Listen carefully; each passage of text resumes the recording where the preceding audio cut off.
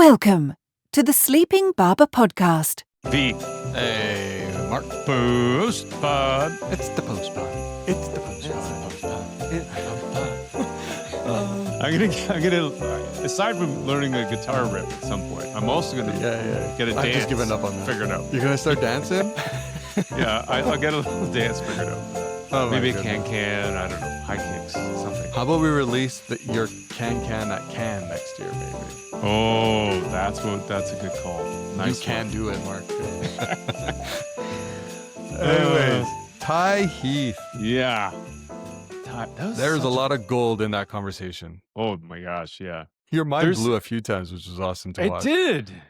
It did. Yeah, it like really did. The idea of putting, well, a few times for sure. I think it was you had asked the question, which was great, around what is sales missing or what are the other departments missing when we talk about having a relationship with a customer. And they absolutely, sales absolutely does have a relationship. Absolutely. Customer service absolutely has a relationship. Product has a relationship, but they're all in moments of time at the customer journey stage. And I think that's the takeaway I had, where marketing is looking across the entire journey, which is a different perspective, especially in future customers in that category. Everyone else is kind of in a moment of time. And so there's a holistic perspective. And maybe it's not even fair to say the marketers see it all, but stitching all those departments together becomes a better perspective on the customer journey than just thinking about any individual department. I think you had a comment there spot on that is sales the last click attribution of B2B? And I was that guy. That's why I'm saying that. Yeah, but dude, like, I would argue there's something there, right? And again, when we think about the ecosystem and how it works to get that lead at the end of the day, that then it's called upon the sales team to convert that lead. It's essentially giving credit just to one part of your ecosystem, the same way digital is, where it's search, it's the last incumbing channel where it's going to get over-indexed. It's showcasing that the rest of the ecosystem doesn't matter as much. And I love this notion that bringing in this, increasing the visibility of physical availability for B2B, because it has the same effect as it does, say, I would argue, in B2C. Because I think we were talking about at the 8 fundamentals of effective marketing. If you had to pick between the two, mental and physical availability, you would pick physical first. Totally. Right? And I don't think this is any different here. And I love this research to really bring that into the spotlight. Yeah. It's a reframe, I think, also that is important in the sense that often, and not always, but often, B2B doesn't have a retail footprint like a flagship store. Yeah. And so when you think about I don't know, the metaphor, is that the right phrasing of this? But if you think about what is my flagship store and where are my satellite locations and that kind of thing, and you think about your brand that way, how easy is it for people to get to my store? Yeah. It I think is super helpful, because then events also fit into that category. Yeah, and maybe a different perspective and a different viewpoint around that than it just being a sales generated or sales led opportunity. There's reasons for having a location at Times Square, as an example. Yeah. You know what I mean? There's things that are important in order to provide the visibility that you need in order to create credibility with your customer base. So making that seamless and easy to interact with your brand is really important. And so thinking about these digital locations as places rather than just I'm on a website, that's a different kind of perspective. Yeah, I agree with that.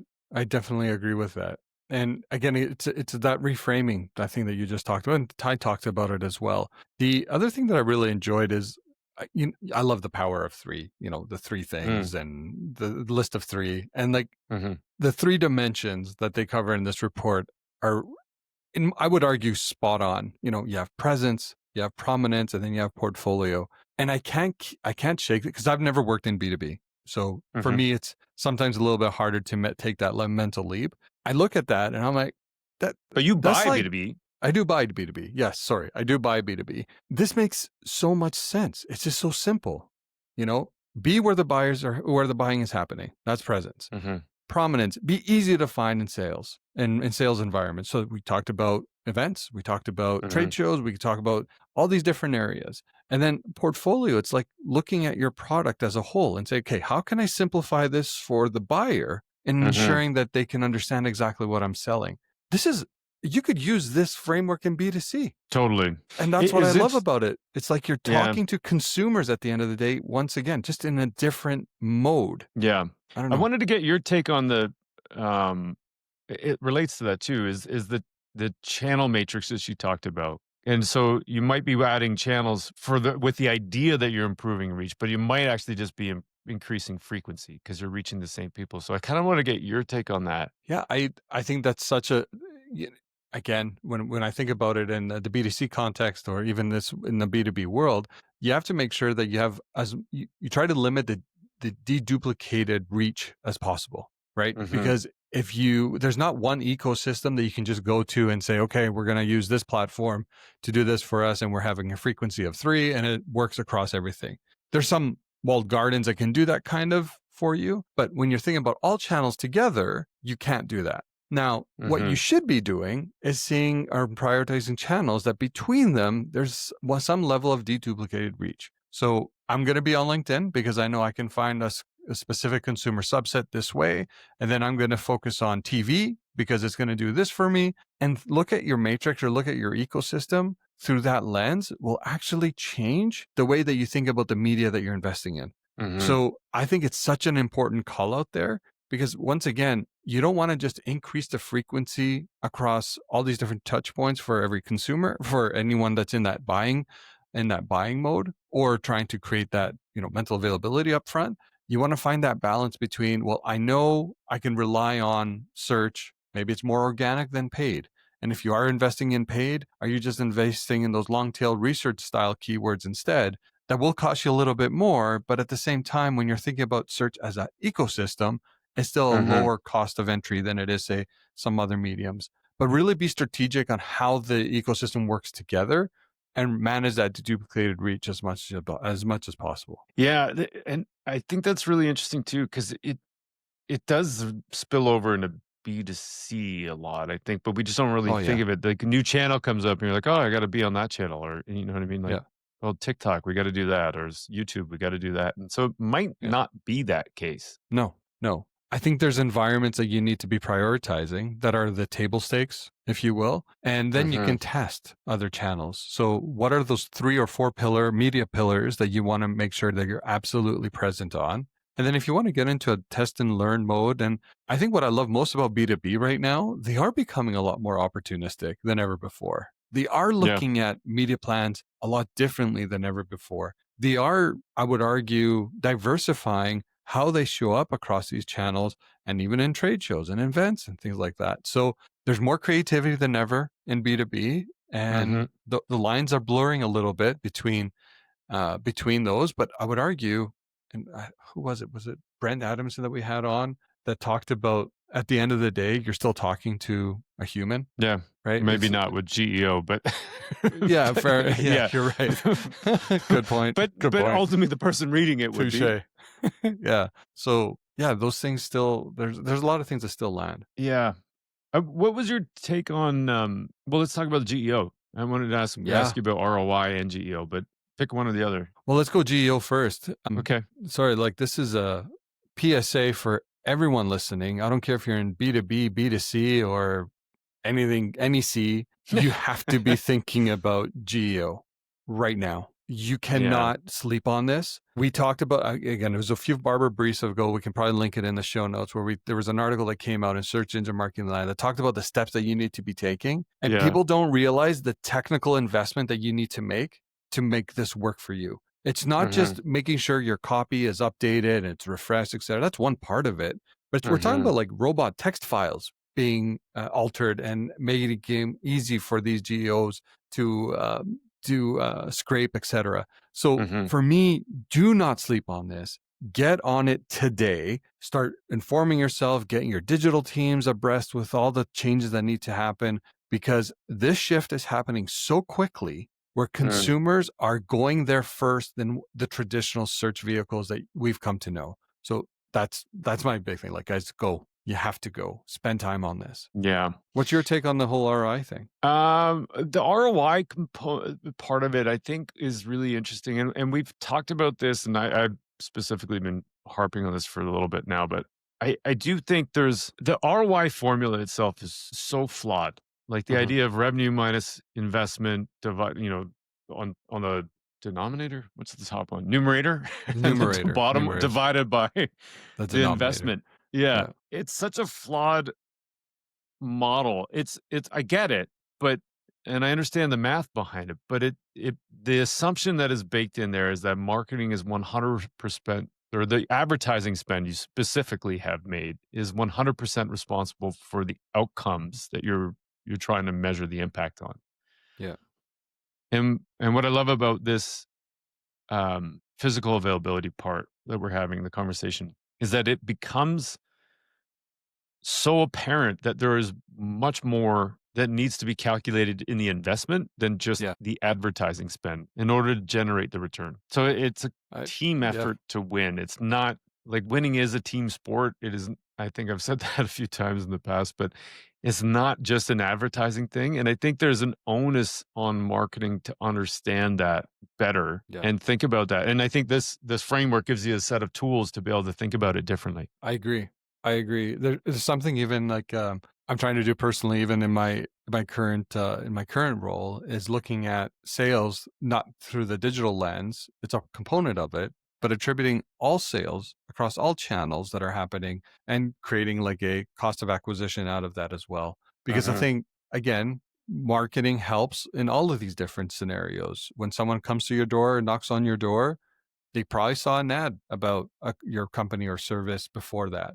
So if you have street teams, et cetera. So like the ecosystem that we operate in, and again, I think this applies to the B2B as well as in B2C, is looking at it as holistically as possible and then making decisions, looking at, hey, what were the shifts that happen in each separate channel? And then how do we calculate ROI based on that versus what we've traditionally done?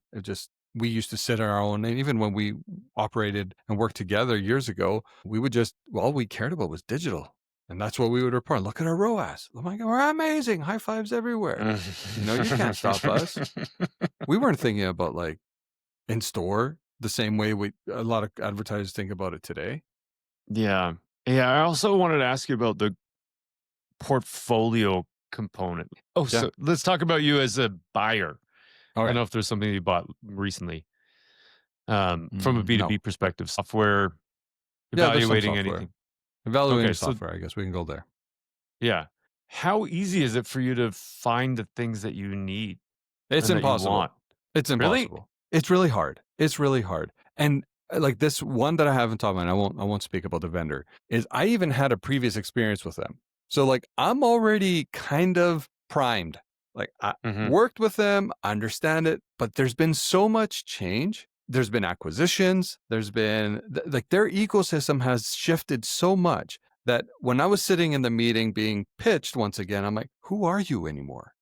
I used to know this of you. Where did this go? And now all of a sudden it's like, oh yeah, we still have a part of it, but now it's called this. It's on this side of the business. And I completely understood what Ty was talking about, decluttering and making really simple. Because if you have someone that's already primed about a product and you find a way to confuse them, you know you're not doing this the right way. And we know how these like scenarios work. Like acquisitions happen all the time. And there's probably a very valid reason why you went down that path. But make it easy for the buyer to understand how it fits into the ecosystem without losing sight of what you were either originally known for and then what you would likely evolve to. So yeah, that was my most recent experience. And I was just sitting there, I'm like, I'm lost. Can we go back to this? Recently with Zoom. I don't mind saying this one because it was fucking terrible.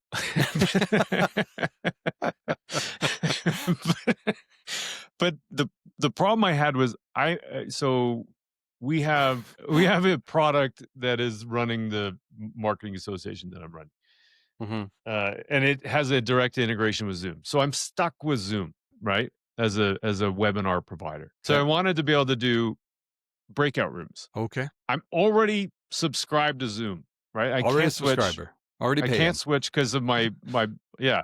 Even though I'm on a monthly contract, I'm already subscribed to Zoom. I can't switch because of the base software that runs the association, the organization. Mm.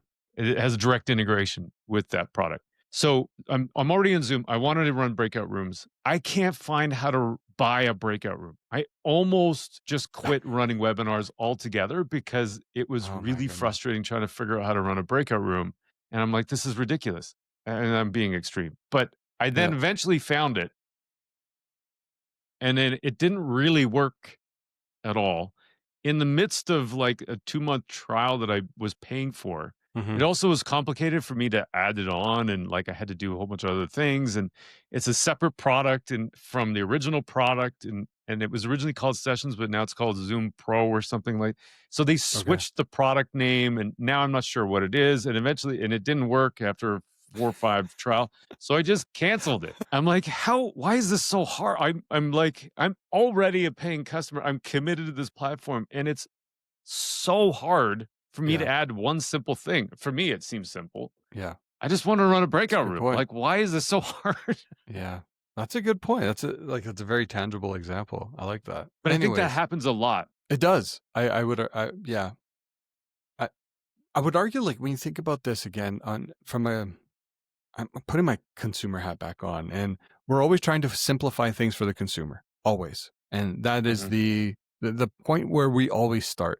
I do believe B2B needs to get to that point to simplify things for the buyer. The same way the consumer brands are doing that for their consumer, reducing that, the stages between, consideration to, so from research to consideration, then to potentially buying, and really trying to find how I can make this really, really simple for anyone that comes into our ecosystem to understand what it is that we offer and why we're better. I just feel like sometimes they go down their own rabbit holes because you can hear and see all the different teams that have opinions on how things need to come to life.